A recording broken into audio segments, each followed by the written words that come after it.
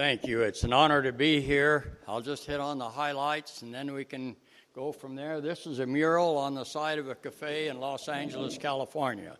It depicts their concerns with genetic engineering. They serve only organic food and organic meals.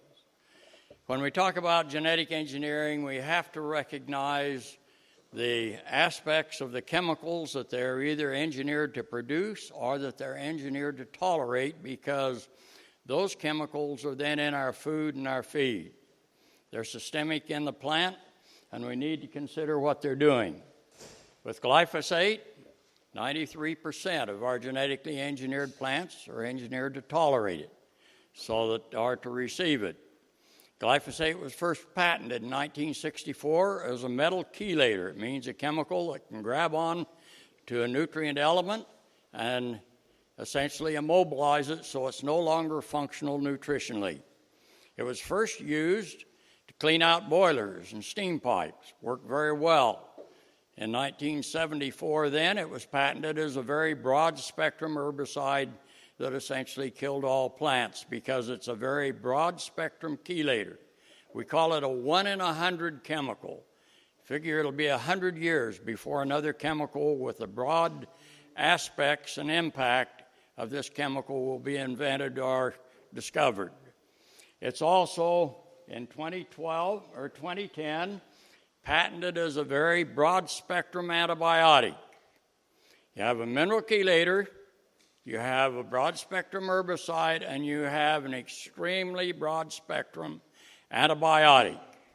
It's an antibiotic against the good guys, not against the pathogens. The pathogens are listed on it, but they're 4,000 times more resistant to glyphosate than those organisms that protect us from the pathogens or that provide minerals and protection for our plants and animals.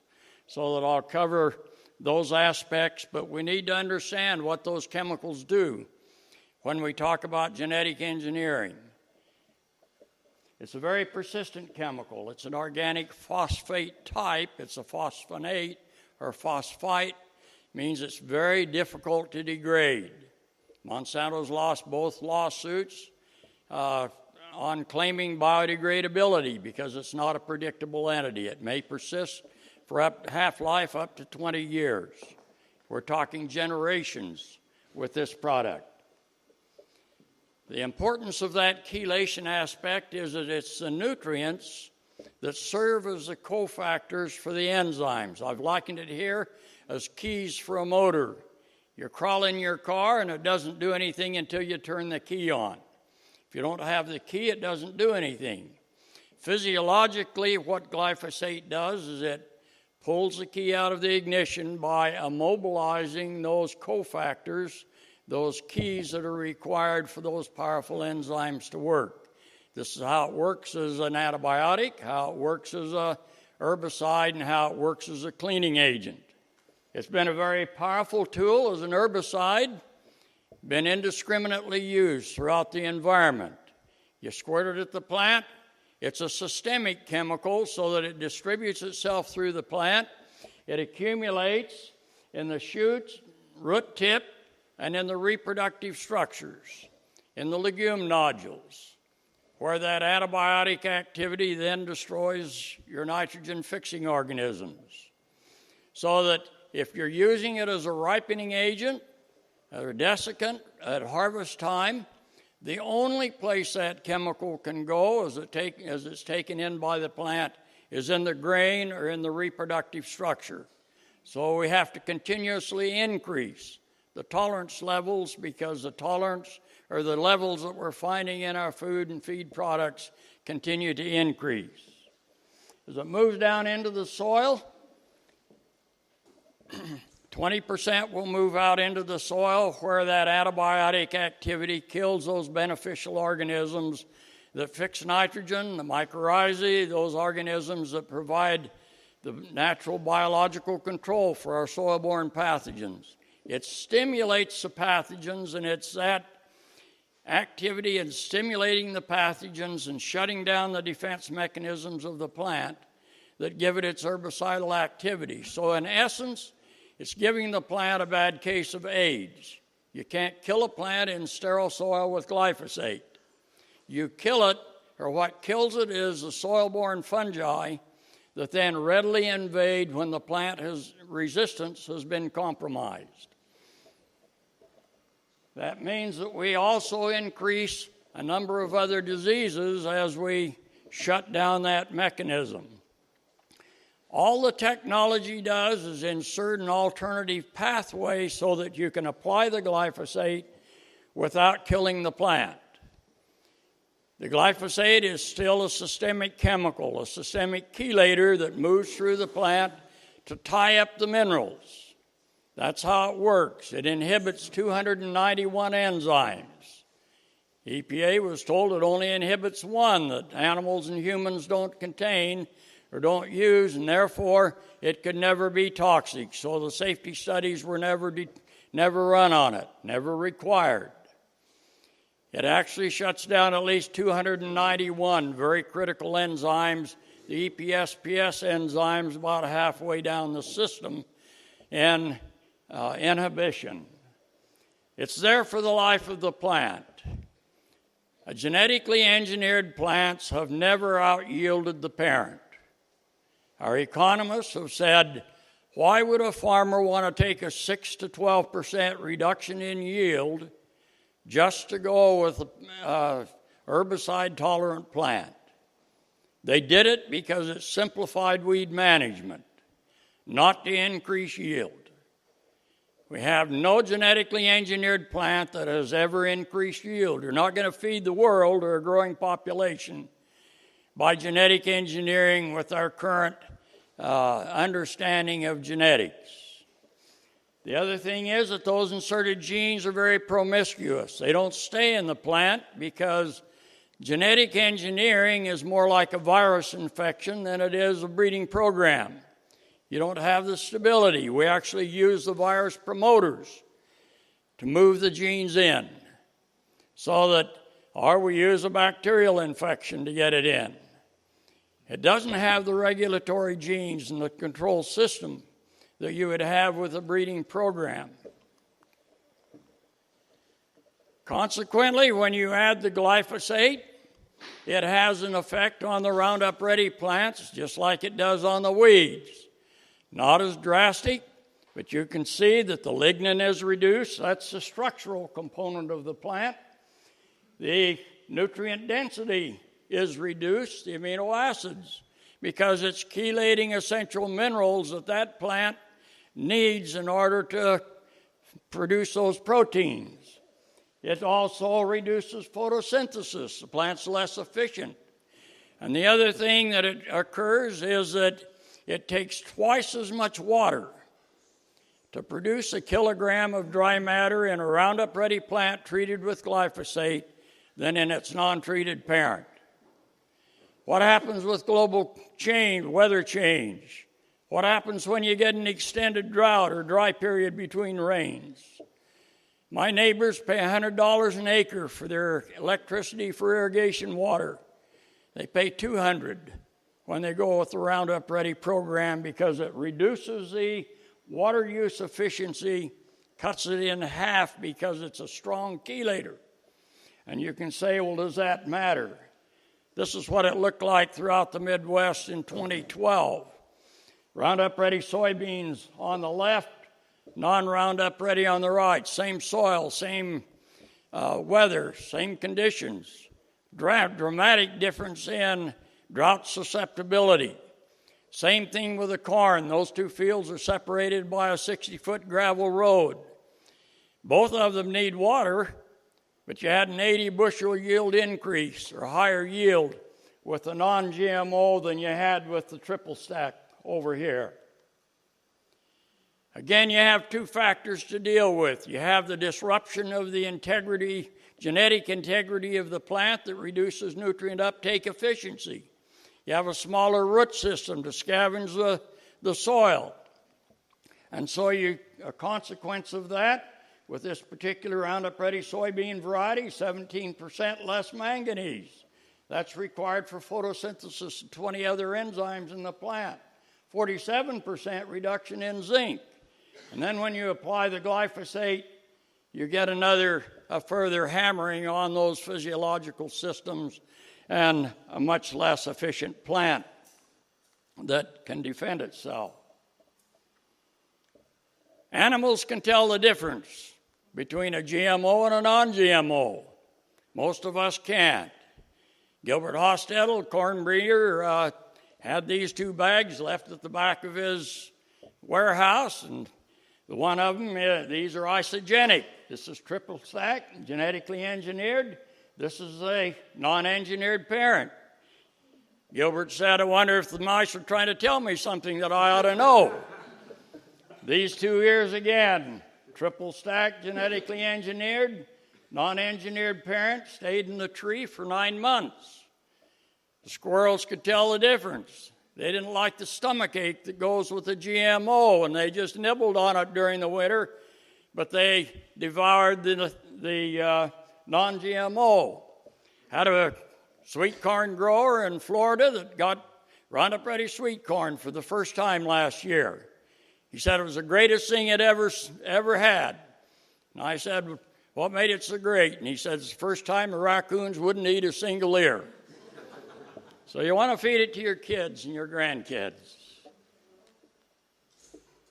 Again, we have a lot of food and feed safety concerns. And I've just listed some of them here. Certainly nutrient density is why we're growing that plant, why we're producing that food. And you can look at all of them, the increased levels of mycotoxins and the other factors. But then you look at the actual feeding studies and toxicology studies. This is a study by Dr. Judy Carman, Howard Vlieger with pigs, 5-month study. Second longest study that's ever been conducted. The longest is Seralini study with rats for 2 years. You can see the GMO and the non-GMO. A pig's stomach looks very much like ours. But what you see here is a normal stomach. That's the way ours should look, and this is what happens when those pigs are fed GMO corn and soybeans. You see the allergy response. You see the pinpoint ulcers. In the intestines, you see the leaky gut, the ulceration, the deterioration of the cell wall, the inflammatory bowel system that comes into play there. The animals are irritated, resemble autistic kids because they can't get relief from that stomachache. This is some research of Dr. Monica Kruger in Germany, chronic botulism. She's been working on that gut microbiome of the animals. Very important for ruminants, non-ruminants, and bees and frogs and the whole works there, because we may not have the shikimate pathway, but we rely on those microorganisms in our GI tract to give us the aromatic amino acids that condition our neurological activity as well as our immunity and many other functions. What she is finding is that in a normal microbiome, you'll see those organisms that very beneficial, that will completely suppress Clostridium botulinum, and it doesn't produce any of the bot neurotoxin. We know that neurotoxin can kill very readily if it's concentrated and preformed before the animal gets it. This is the production of the bot neurotoxin as it eats its feed. What you find is that 1/10 of a part per million glyphosate in the feed, it kills those beneficial organisms that would normally suppress the Clostridium. We don't have any voids in nature, so the Clostridium develops, produces the bot neurotoxin, and eventually kills the animal. In humans, that's chronic fatigue syndrome. In babies, it's sudden infant death. This is one of the reasons why the American Academy of Pediatricians says that if you're nursing your baby, or that you should nurse your baby at least 6 months after you start feeding solid food, because the Clostridium botulinum spores are in the dust and in the soil and in food. But if you can develop that microbiome, the lactobacillus and bifidobacteria and other organisms that they normally get that probiotic from through the breast milk, then they'll be protected from this organism. If you don't, then we lose the animal. 50% of our bees have died from chronic colony collapse disorder. A bee can't digest its honey and bee bread unless it has two bacteria in the honey crop or the stomach. Both of those bacteria are very sensitive to glyphosate. So as they forage and get the nectar, bring it back to the hive, they can have all kinds of honey and bee bread protein there, but they can't digest it. And what you see here is that normal honey crop or stomach of the bee. If you look at that, it's all liquid, it's all being digested, all utilized by the bee, in contrast to those that are foraging on GMO pollen. They can't digest it because they don't have the bacteria, because the glyphosate is toxic to those bacteria, that antibiotic activity, and it just forms granules, like filling up the stomach with a bunch of gravel. You have many areas that we don't even hear a frog anymore for the same reason. They have to have those organisms active in the GI tract. There are many, many peer-reviewed scientific studies showing the toxicity of glyphosate to many different systems in animals and humans. You look at the anti-androgenic, that's the male hormone system. You look at the estrogenic for the female, and look at the levels that are required. This is a very powerful endocrine hormone disruptor. We have the neonic insecticides that are also very powerful endocrine hormone disruptors. You have 2,4-D now approved for genetically engineered plants, so we're going to add another one in the system, a very powerful endocrine hormone system. Germany, they passed a bill that you don't have to declare the sex of your child until 6 months or so after birth. You say that's a dumb bill, why can't you tell the difference? The reason is the disruption of the endocrine hormone system, and it'd be the aromatase enzymes there, and the estrogenic, mean that our children are born where you can't tell the difference. It disrupts the entire system. We have a drop of 30% in our fertility in the Western, or in the North America in just the last 5 years. You say, well, what's happening? And then you look at the levels of glyphosate that we have in our air and water, and especially in our food and feed products that we're using. So as we look at those, these are the levels that EPA says we can have. You can see how much higher. But if you look at this curve, this is celiac disease in children requiring hospitalization.